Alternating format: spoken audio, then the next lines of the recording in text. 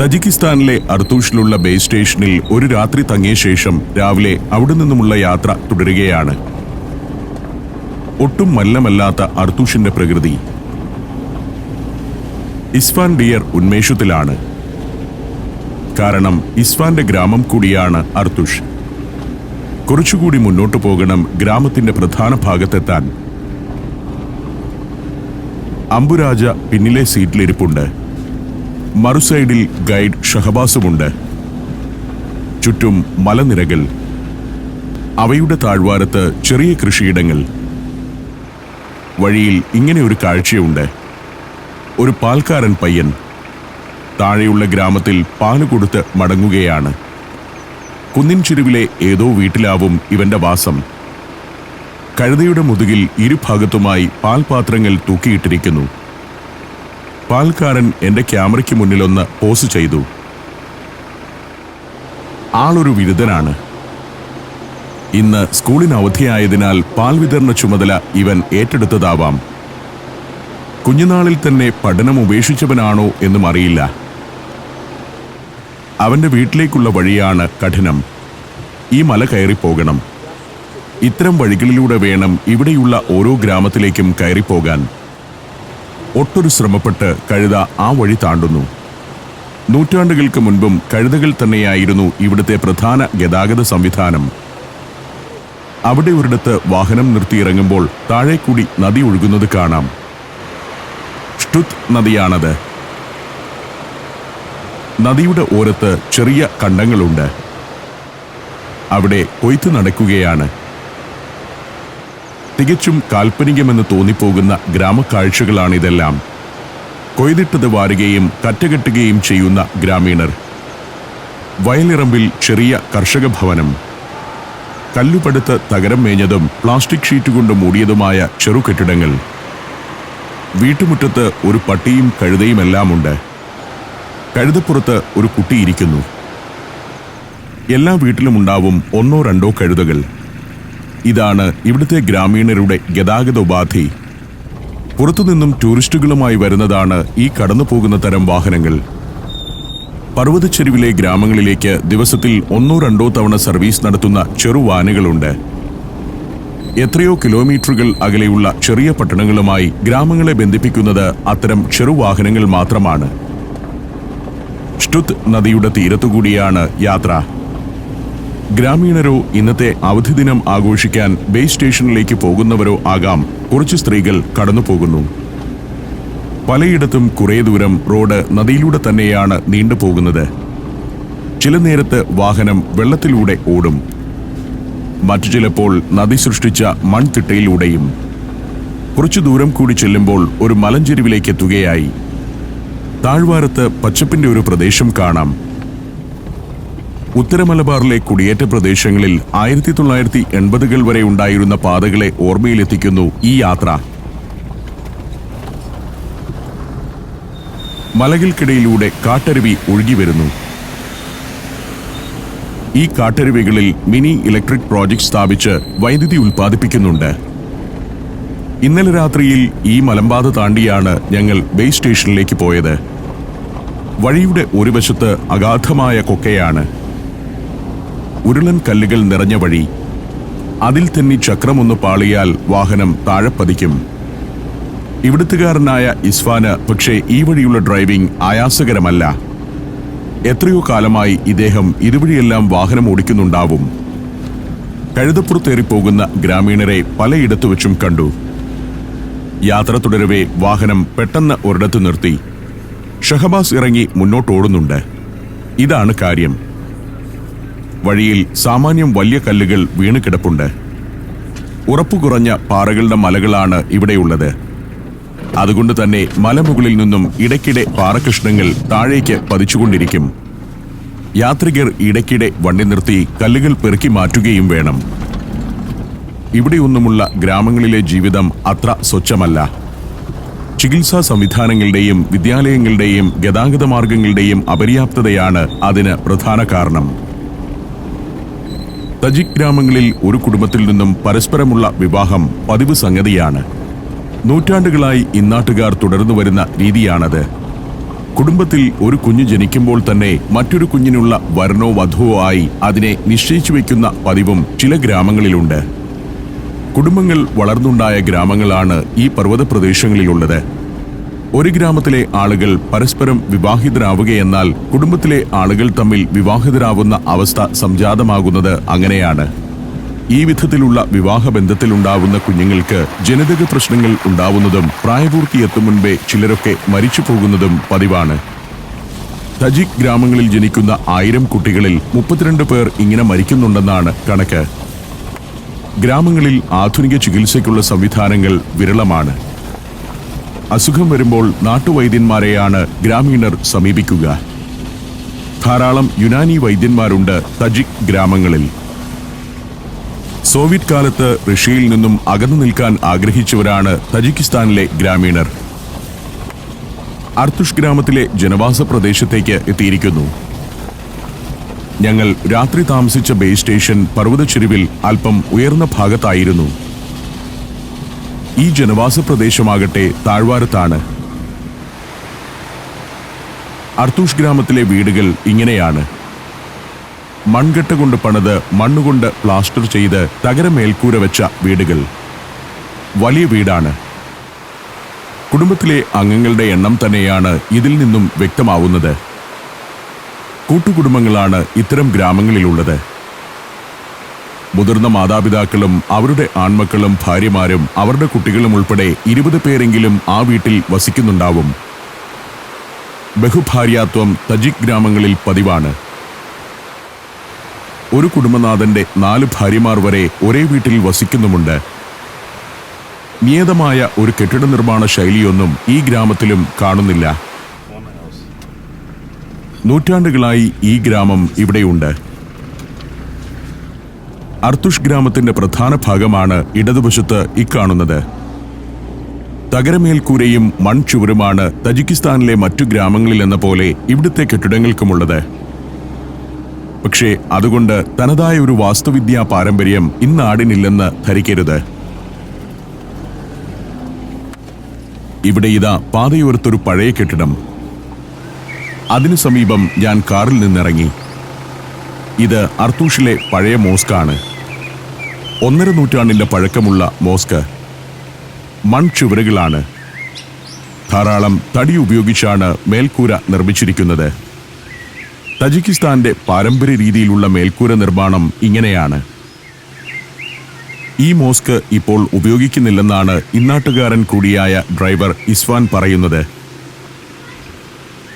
ഗ്രാമത്തിൽ മലയുടെ അങ്ങേച്ചെരുവിൽ സോവിയറ്റ് കാലത്തിനു ശേഷം പുതിയൊരു മോസ്ക് നിർമ്മിച്ചിട്ടുണ്ട്. അതിനാൽ ഇതൊരു മദ്രസയായി ഉപയോഗിച്ചു വരികയാണിപ്പോൾ. മോസ്കിന് സമീപത്തുമുണ്ട് ചില മൺവീടുകൾ. തീരെ പകിട്ടില്ലാത്ത ഇത്തരം വീടുകളാണ് തജിക്കിസ്ഥാനിലെ പർവ്വത ഗ്രാമങ്ങളിലെല്ലാം കാണാനാവുന്നത്. 70 വർഷം സോവിയറ്റ് യൂണിയന്റെ ഭാഗമായിരുന്ന ഒരു നാടിന്റെ ഇന്നത്തെ ഗ്രാമീണ ജീവിതാവസ്ഥകളാണിത്. ഗ്രാമപാതയിലൂടെ ഞാൻ അങ്ങനെ നടക്കവേ കഴുതപ്പുറത്ത് ഇതാ കുട്ടികളുടെ ഒരു സംഘം വരുന്നു. ധീരനായ ഒരുവൻ മുന്നിലുണ്ട്. ഒരു മുട്ടൻ വടികൊണ്ടാണവൻ കഴുതയെ തെളിക്കുന്നത്. പിന്നിലിരിക്കുന്ന പെൺകുട്ടിക്കാവട്ടെ വലിയ നാണം. അവൾ ഇടയ്ക്കൊന്ന് ക്യാമറയെ നോക്കും, വീണ്ടും മുഖം പൊത്തും. ഗ്രാമങ്ങളിൽ കഴുതപ്പുറത്തുള്ള ഇത്തരം യാത്രകൾ ചെറുപ്രായത്തിൽ തന്നെ ഇവരുടെ ജീവിതത്തിന്റെ ഭാഗമാണ്. നമ്മുടെ നാട്ടിലെ കുഞ്ഞുങ്ങൾക്ക് ഇതൊരു അത്ഭുതമായിരിക്കാം. പക്ഷേ ഇന്ത്യയിൽ നിന്നും വളരെ അകലെയൊന്നുമല്ലാതെ സ്ഥിതി ചെയ്യുന്ന ഒരു രാജ്യത്തെ കുട്ടികളുടെ ജീവിതം ഇങ്ങനെയാണ്. 50 വർഷം മുൻപത്തെ കേരളീയ ഗ്രാമങ്ങളിലെ അവസ്ഥയാണ് ഇന്ന് തജിക്കിസ്ഥാന്റെ മിക്ക ഗ്രാമങ്ങളിലും. മൊബൈൽ ഫോണും ഡിഷ് ടിവിയും ഈ ഗ്രാമങ്ങളിലെല്ലാം എത്തിയിട്ടുണ്ടെന്ന വ്യത്യാസം മാത്രം. റോഡ്, ഗതാഗത സംവിധാനങ്ങൾ, പാർപ്പിട സൗകര്യങ്ങൾ എന്നിവയൊന്നും തന്നെ മെച്ചമായ അവസ്ഥയിലല്ല. ഇങ്ങനെയും നാടുകളുണ്ടെന്ന അറിവ് കൂടിയാണ് ഈ യാത്രയിലൂടെ എനിക്ക് ലഭിക്കുന്നത്. ഗ്രാമത്തിലൂടെ ഞാൻ കുറച്ചു നേരം നടന്നു. ഈ ഗ്രാമത്തിൽ തന്നെയാണ് എൻ്റെ ഡ്രൈവർ ഇസ്വാൻ ഡിയറിന്റെ വീടുള്ളത്. ഒരു കുന്നിന്റെ മുകളിലാണതെന്നാണ് ഇസ്വാൻ പറഞ്ഞത്. ഇവിടെ വഴിയോരത്ത് ഒരു നെടുങ്കൻ കെട്ടിടം കാണാം. വലിയ തൊഴുത്തായിരിക്കുമെന്നാണ് ഞാൻ ആദ്യം കരുതിയത്. പിന്നീടാണ് കാര്യം മനസ്സിലായത്. ഗ്രാമത്തിൽ മരണാനന്തര ചടങ്ങുകൾ നടത്താനുള്ള ഹാളാണിത്. ഇതാണ് അകം. മൃതദേഹം ഈ ചെറിയ തറയിൽ കിടത്തിയ ശേഷമാണ് പ്രാർത്ഥനകളും മറ്റു ചടങ്ങുകളും നടത്തുക. ഗ്രാമത്തിലെ പല വീടുകളിൽ നിന്നും കുട്ടികൾ ഓടി വരുന്നുണ്ട്. മിക്ക വീടുകളും ഇരുനിലകളുള്ളതാണ്. താഴത്തെ നില കന്നുകാലികൾക്കുള്ള കൂടായിരിക്കും. വീടിനകത്ത് ചൂട് നിലനിർത്താനുള്ള ഒരു മാർഗം കൂടിയാണത്. Slovenia, Montenegro, Serbia, Panama. സഞ്ചാരം വോളിയം നമ്പർ 13. ഫുൾ HD-യിലുള്ള ഈ അപൂർവ ദൃശ്യയാത്രാ വിവരണ ശേഖരം സ്വന്തമാക്കാൻ 9995 444 222 എന്ന നമ്പറിലേക്ക് സഞ്ചാരം എന്ന് SMS ചെയ്യൂ. ശൈത്യകാലത്ത് വലിയ തോതിൽ മഞ്ഞുവീഴ്ച ഉണ്ടാവാറുള്ള പ്രദേശങ്ങളാണ് ഇതെല്ലാം. അങ്ങനെ നിൽക്കെ ഗ്രാമത്തിലേക്ക് ഒരു കച്ചവടക്കാരൻ വരുന്നു. വിൽപ്പനയ്ക്കുള്ള വസ്തുക്കൾ കഴുതപ്പുറത്തേറ്റിയുള്ള വരവ്.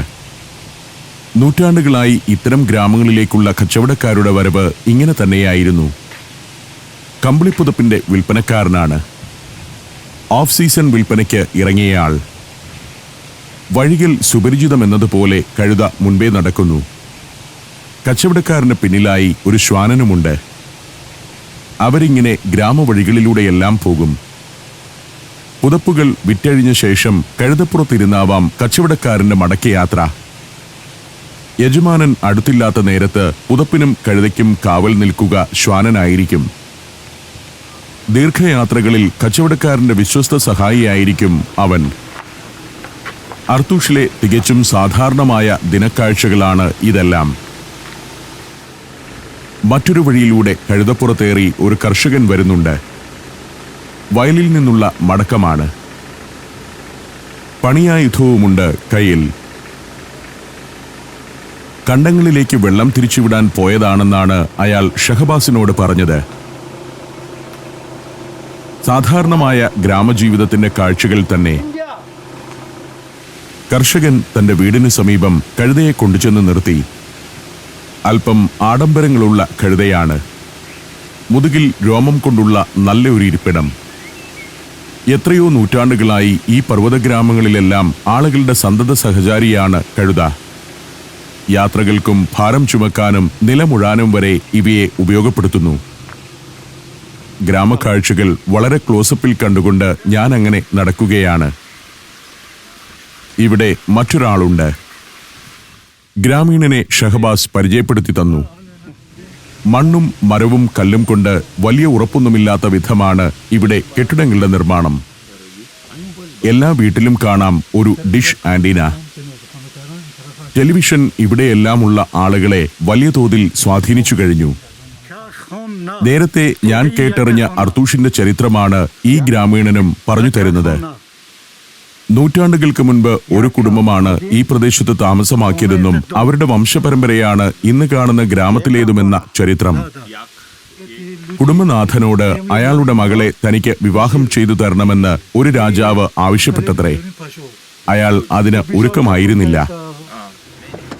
രാജകോപം ഭയന്ന് രാജ്യത്തു നിന്നും പലായനം ചെയ്ത ആ മനുഷ്യനും കുടുംബവും ഈ പർവ്വത പ്രദേശത്ത് പാർപ്പുറപ്പിച്ചെന്നും അവരുടെ പിന്മുറക്കാരാണ് ഇന്നത്തെ അർത്തൂഷുകാരെന്നും ഇന്നാട്ടുകാർ വിശ്വസിക്കുന്നു.